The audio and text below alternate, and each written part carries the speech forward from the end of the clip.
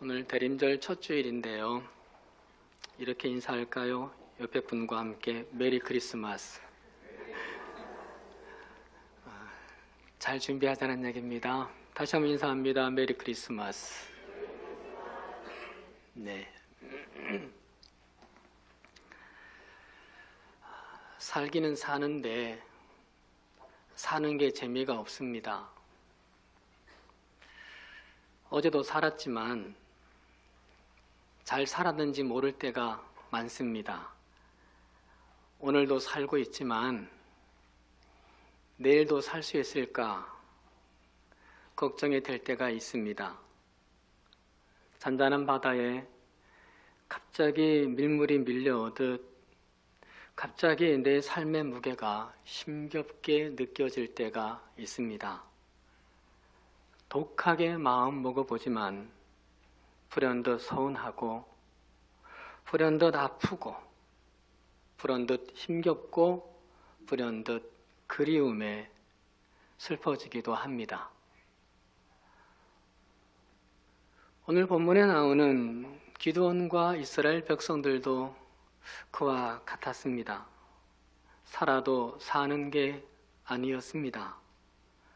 살아도 흘러가는 시간 속에 인생을 던져두고 체념하며 살고 있습니다. 미디안 족속에게 압제를 당한 지가 이미 7년이 되었습니다. 사절을 보면 그들이 먹을 것을 남겨두지 않았고 양이나 소나 나귀도 남기질 않았습니다. 해서 이스라엘 백성들은 미디안의 그 억누름과 약탈 때문에 산으로 피신해서 동굴과 요새에 숨어 살았습니다. 기드온도 미디안의 약탈에 두려워서 넓은 들판에서 해야 되는 타작을 좁고도 은밀한 포도주 만드는 곳에서 숨어서 하고 있습니다. 내가 할 수 있는 일이 과연 뭘까? 내 미래는 과연 있는 걸까?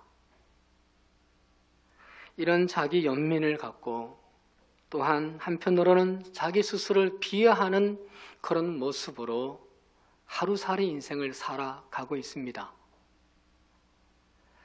그런데 그런 기드온에게 하나님이 당신의 사자를 보내서 이런 말씀을 하십니다. 큰 용사여, 여호와께서 너와 함께 계시도다.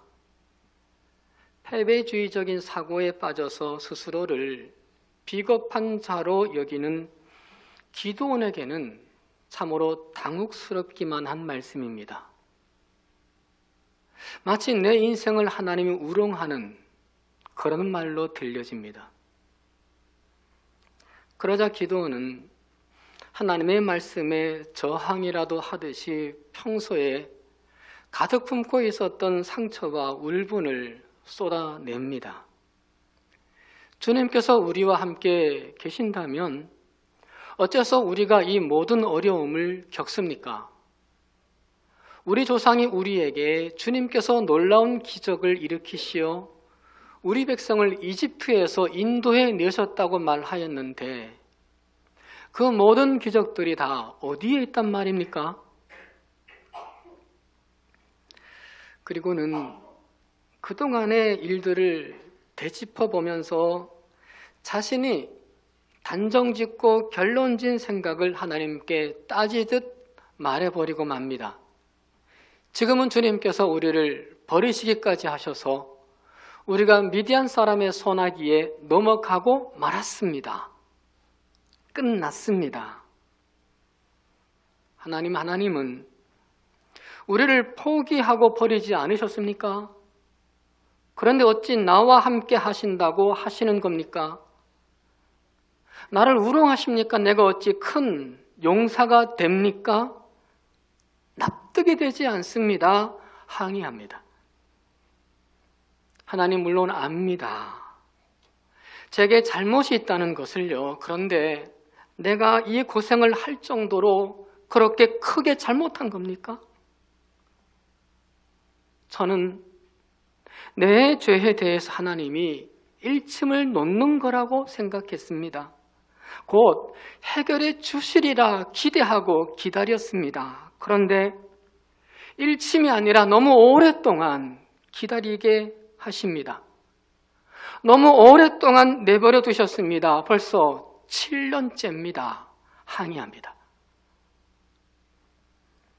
그런데 하나님은 기도원의 그 항의를 바꿔서도 더 가당치도 않은 황당한 말씀을 이어갑니다. 여호와께서 그를 향하여 이르시되 너는 가서 이 너의 힘으로 이스라엘을 미디안의 손에서 구원하라. 절망감, 패배감에 사로잡혀 사는 그 기드온에게, 무기력감에 빠져있는 하루살이의 기드온에게 너의 힘으로 이스라엘을 구원하라고 하십니다. 조금 전에는 분명히 함께 하겠다고 하셨습니다. 다 해주실 것처럼 말씀하셨습니다. 그리고는 이제는 네 힘으로 하라고 말씀하십니다. 무슨 뜻일까요? 내가 너 힘 없는 거 안다. 너 힘 없지만 나는 그래도 너를 기대하고 있다. 작은 힘밖에 없는 거 안다. 그런데 그 작은 힘이라도 움직여봐라. 작은 일이라도 시작해봐라. 이 말씀 아닐까요? 세상 탐만하는 비겁한 자리를 이제는 털고 일어나야 하지 않겠느냐라는 말씀이지 않을까요? 그러면 내가 너와 함께 하겠다는 말을 뒤이어서 하십니다. 16절에 내가 반드시 너와 함께 하리라. 절망만 하지 말고 가지고 있는 것으로 용기를 내봐라. 숨어서만 살지 말고 할 수 있는 것을 한번 해보자. 그러면 나머지는 내가 함께하고 내가 책임질게. 배가 고프냐? 배가 많이 고프냐? 그 배고픔 앞에서 오병이어라도 움직여봐라. 그러면 하나님이 역사하신다는 겁니다. 골리앗을 만났느냐? 그 골리앗을 향해 물맷돌이라도 던져봐라. 그러면 하나님이 뒷감당하신다는 겁니다. 홍해를 만났느냐? 너무 버거우느냐? 건너갈 수 없을 것 같으냐? 마른 지팡이라도 내밀어봐라. 그러면 하나님이 길을 열어주신다. 이 얘기 아니겠습니까? 하지만 기드온은요, 여전히 하나님을 불신하고 옹색하게 굴었습니다. 정말 하나님의 나와 함께 하신다면 나한테 표징을 좀 보여주십시오. 그리고는 하나님을 시험하죠. 고기와 무교병을 바위 위에 놓고 국을 쏟아붓습니다.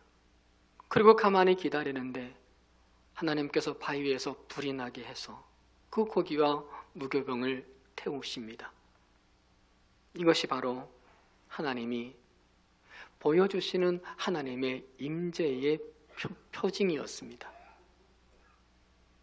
그러자 기드온이 24절에서 오늘 본문이죠. 이런 고백을 합니다. 여호와 샬롬, 하나님의 나의 평안이라고 선언합니다. 드디어 평안을 찾은 거죠. 그동안 그 누구를 통해서도 그 무엇을 얻지 못했던 평안을 하나님을 통해 얻게 된 겁니다. 그동안 기드온은 사람에게 기댔습니다. 그동안 기드온은 일에, 사건에 기댔습니다. 그러나 그 무엇과 그 누구를 통해서도 샬롬은 없었습니다. 그런데 지금 달라진 것 아무것도 없습니다. 환경이 바뀐 것 하나도 없습니다. 좋아진 것 아무것도 없습니다. 그런데 여호와 샬롬이라고 말합니다. 분명히 뭔가 달라진 게 있을 텐데, 그렇게 기드온이 여호와 샬롬이라고 선포를 할 텐데, 그럼 그게 무엇일까? 하나가 있습니다. 하나님에 대한 새로운 눈뜸입니다. 그 전에는 내가 죄를 지어서 하나님께 버림받았다고만 생각했는데 이제는 죄 지었어도 내치시지는 않으시는 거였구나. 내 삶이 비록 비참하여도 내 모든 여정 속에 함께 하시는 거였구나를 깨닫고 하나님의 동행에 대해 눈을 뜬 겁니다. 내 삶의 시간 속에 일하고 계셨구나를 깨닫고 하나님의 계획에 대해 눈을 뜬 겁니다. 오해하고 짜증을 내고 그리고 투정 부리고 항의를 해도 받아주시는구나를 깨닫고 하나님의 선하심에 대하여 새롭게 눈을 뜬 겁니다. 힘도 없고 비겁하기까지 한 나에게도 아직 기대라는 것을 갖고 계시는구나를 깨닫고 하나님의 신실하심에 대하여 새롭게 눈을 뜬 겁니다. 그동안 하나님을 보기는 보았으나 이번에 새롭게 하나님에 대하여 눈을 뜬 게 다른 것 하나입니다. 그러자 그에게 뭐가 여호와 샬롬이 온 겁니다. 평강과 평강이 온 겁니다. 환경 때문에 미디안의 압제 때문에 두려움에만 묻혀 살던 그 기드온이 샬롬의 기드온이 됩니다. 우리는 이 원리를 자주 잊어버립니다. 그래서 자주 샬롬을 잃어버립니다. 다시 한번 이 12월을 맞이하면서 명심했으면 좋겠습니다. 환경이 바뀌고 문제가 해결되어야 평안이 오는 게 아니라 진정한 평안은 하나님에 대하여 내가 더 눈을 뜰 때다. 하나님에 대하여 내가 눈을 크게 뜰 때다. 내 뜻대로 이루어져야만이, 내 생각대로 자식들이 잘 되어야 그래야만이 내게 평안이 오는 것이 아니라 변함없이 나를 주목하시는 그 하나님에 대하여 눈을 뜰 때서야 평안은 오는 거다. 그 평안이야말로 흔들리지 않는 안정된 여호와 샬롬이다. 이걸 명심하는 이 12월이 되었으면 좋겠습니다. 하여서 11달을 살아와도 삶이 어둡고 11달을 애써와도 사는 게 사는 것 같지 않은 이 삶을 내가 살아가도 이 눈이 밝아져서 이 밝아진 눈으로 인하여 우리의 삶에 새로운 평강이 있어지기를 축원합니다. 현실과 조건과 환경이 갈수록 칠흑 같을지라도 올 1월 달에 칠흑이 아직도 하나도 사라지지 않았을지라도 그 하나님에 대하여 눈을 크게 뜨고 내 삶에, 우리의 삶에 여호와 샬롬이 이루어지기를, 기드온의 선포가 우리의 선포가 되어지기를 축복합니다. 그런데 가까스로 찾은 기드온의 샬롬에 위기가 발생합니다. 기드온이 여호와 샬롬이라고 했을 때 바로 그날 밤 하나님이 기드온에게 말씀하시는 것이 문제였습니다. 네 아버지에게 있는 바알의 제단을 헐며 그 곁에 아세라상을 찍어라. 대단히 위험한 일을 명령하십니다. 당시 이스라엘 백성들은 바알의 심기를 불편하게 하면 바알의 저주가 내리게 되고 농사를 망치게 되고 병마가 생긴다고 견고하게 믿고 있었기 때문입니다. 게다가 바알의 제단은 아버지 개인 것이 아니라 그 성읍의 제단이었습니다. 때문에 이것을 헐었다가는 사람들에게 죽음을 면키 어렵습니다. 뿐만 아니라 이 제단은 기드온 집안의 생계 수단이기도 했습니다. 그런데 이거를 헐고부수라는 겁니다. 지금 가장 시급한 것은 미디안과 싸울 준비를 하는 겁니다. 군대를 조직하고 강력한 군대를 만드는 겁니다. 바알 제단을 헐고 아세라상을 부시는 것은 전쟁과 아무런 관련 없습니다. 그럼에도 이것을 가장 먼저 명령하시는 까닭이 뭘까요? 기드온이 얻은 여호와 샬롬을 지속시키고 그 샬롬을 확장시키시기 위해서입니다. 샬롬은 하나님으로부터 오는 거라고 했죠. 때문에 하나님의 싫어하시는 것을 성읍에 그대로 두게 되면 하나님의 샬롬은 멀어집니다. 해서 성읍의 제단을 대표하는 기드온 집에 바알의 우상 제단을 헐고 아세라상을 찍어버리라고 합니다. 기드온이 얻은 샬롬을 이제는 기드온을 넘어 성읍 전체로 확대시켜 나가기 위해서였습니다. 기드온이 어떻게 하던가요? 27절에 여호와께서 그에게 말씀하신 대로 행하되 그의 아버지의 가문과 그 성읍 사람들을 두려워함으로 이 일을 감히 낮에 행하지 못하고 밤에 행하니라. 기드온은 두려웠던 겁니다. 기드온은 피하고 싶었던 겁니다. 망설였습니다. 사람들이 만약에 알게 되면 당연히 죽이려고 들기 때문이겠죠. 고민 끝에 결국 어떻게 했습니까? 헐고 찍어버립니다. 밤에라도 사람들 눈 피해서라도 몰래 그렇게 했습니다. 어설프지만 부족한 대로 힘껏 해보려고 했습니다. 기드온은 지금 갈림길에 선 거였습니다. 내가 바알에 속한 자, 아버지에게 묶인 자, 그리고 세상 성읍에 속한 자로 사느냐, 아니면 하나님께 속한 자로 사느냐, 그 갈림길에 섰던 겁니다. 그리고 결국은 하나님께 속한 자로 살아가기로 결단을 한 겁니다. 바알과 아세라의 사람이 아닌 하나님의 사람이 되기로, 아버지의 아들이 아닌 하나님의 아들이 되기로, 성읍의 백성이 아닌 하나님의 백성이 되기로 결단했던 겁니다. 그래서 모험을 감행했습니다.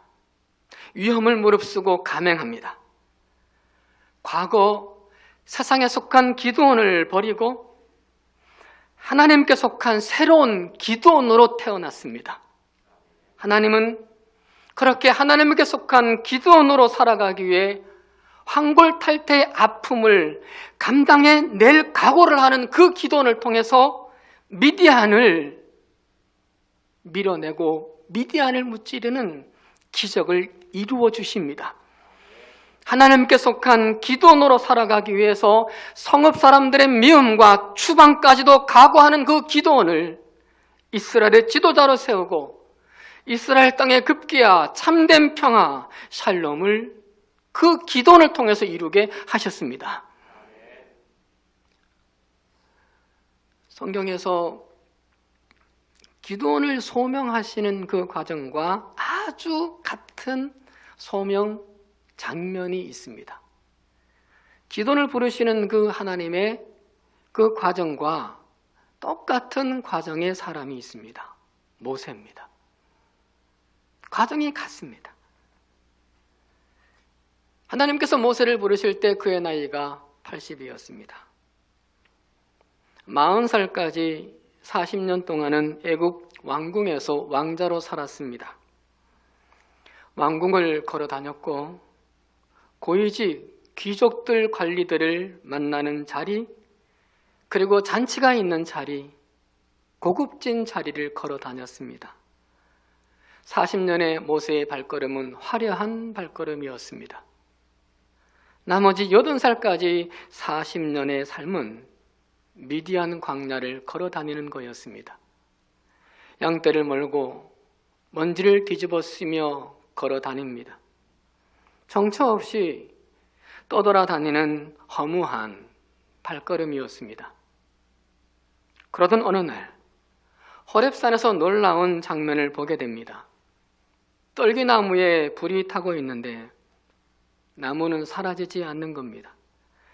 이상해서 가던 걸음을 뒤돌이켜서 다가갔는데 그는 80년 인생 처음으로 하나님의 음성을 듣습니다. 하나님이 이르시되 이리로 가까이 오지 말라. 네가 선 곳은 거룩한 땅이니 네 발에서 신을 벗으라. 모세가 선 곳이 거룩한 땅이라면서 신을 벗으라는 말씀을 하십니다. 새삼스럽습니다. 왜요? 이 땅은 모세가 줄곧 걸어 다니던 길이었기 때문입니다. 근데 거룩한 땅이니 신발을 벗으라 하십니다. 무슨 뜻일까요? 하나님을 만나는 곳이니. 80년 평생 살아오면서 처음으로 하나님을 만나는 이 자리이니 거룩한 땅이라는 것이고, 80년 일생에 하나님의 음성을 처음 들은 날인 그 땅이니 거룩한 땅이라는 것이고, 이제 새로운 길을 네가 걸어가야 할 것이니 지금까지 80년 동안 싣고 다녔던 신을 벗으라는 거 아닐까요?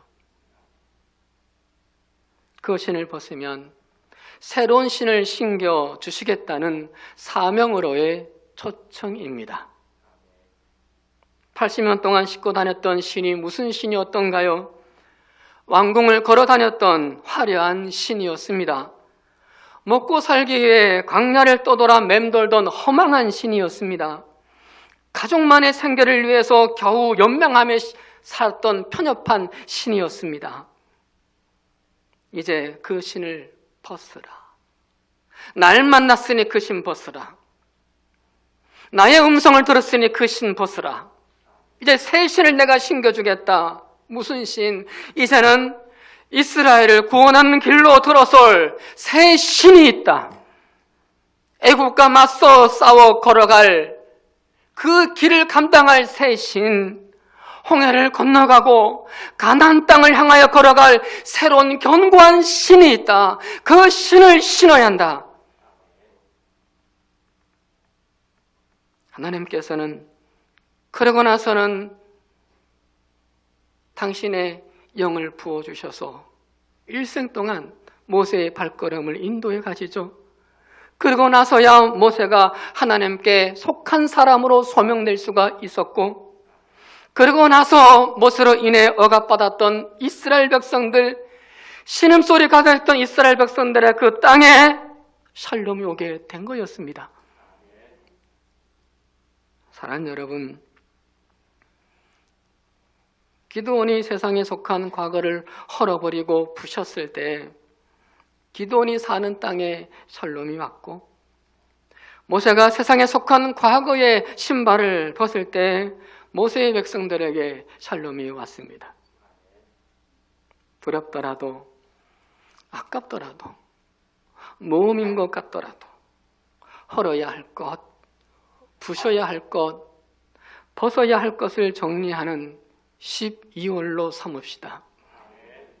주님께 속한 자 되기를 결단을 하고 세상에 속한 것들을 헐고 부시고 벗어내기로 결단하는 12월의 첫날, 이 주일이 됩시다.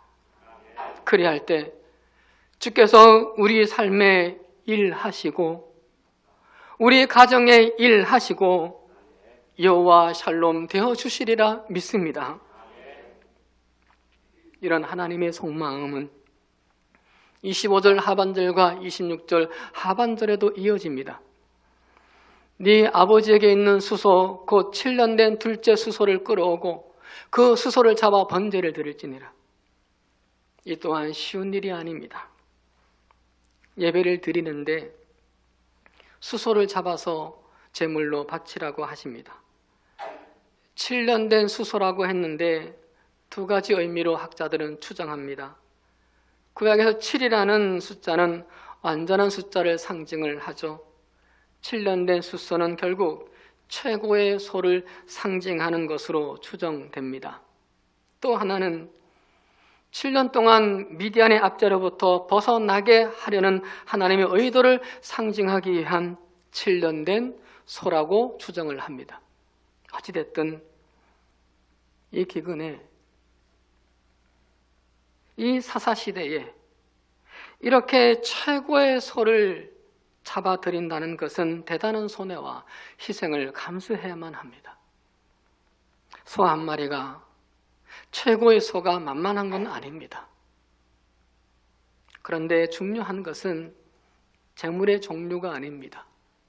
소냐, 양이냐, 비둘기냐, 이것이 아니라 더 중요한 것은 이 제물이 드려지는 절차와 그 절차에 담겨진 의미입니다.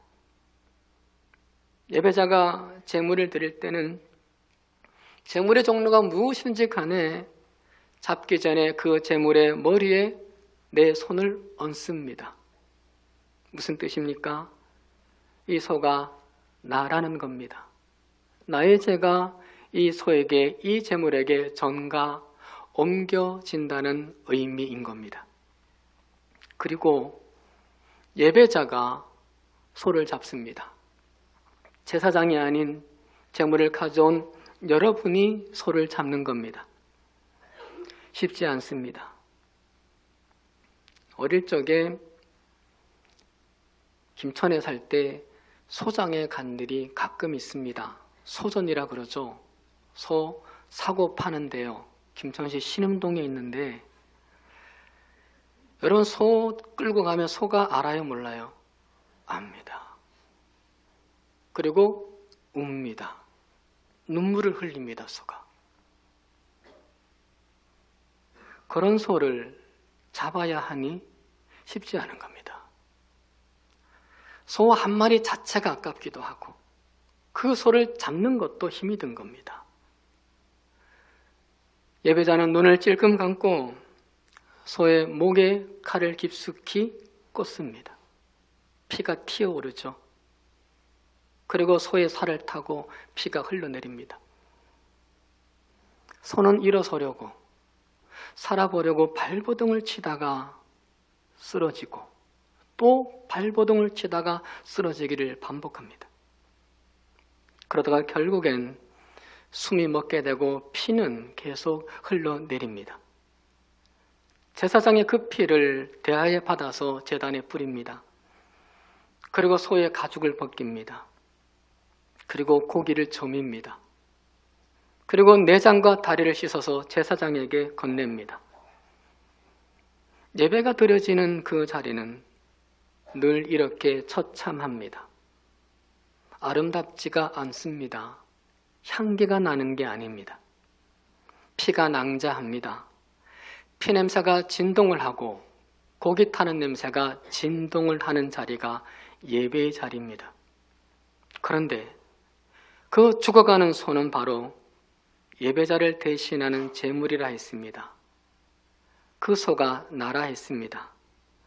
소가 죽어갈 때 예배자가 죽는 겁니다. 소가 피 흘릴 때 내가 피 흘리는 겁니다. 그리고 예배자가 불에 태워지는 거고 예배자가 조각조각 쪼개져서 하나님께 드려지는 겁니다. 이 경험이 있을 때 진정한 예배가 되는 겁니다. 그거를 내가 느끼고 인지하며 예배를 드릴 때 그 예배가 살아있는 제사가 되는 겁니다.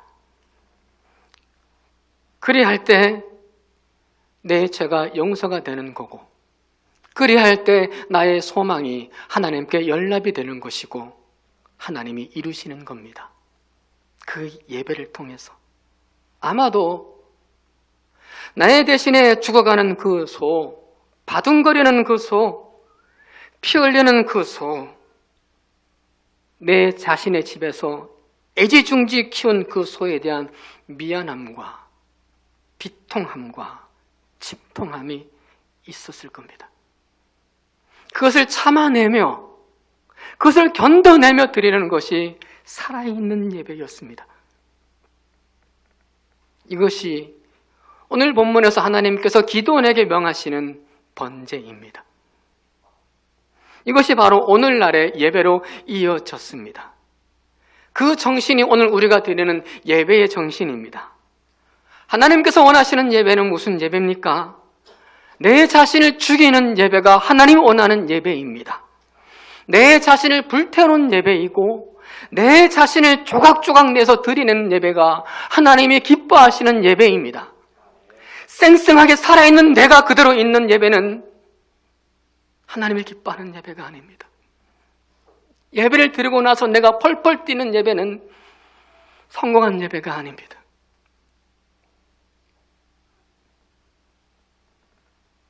하나님은 이 예배를 드린 후에 기드온에게 당신의 능력을 주기 시작을 하죠. 300명의 용사가 미디안 14만 5천의 군사를 이기게 하는 기적을 주시죠.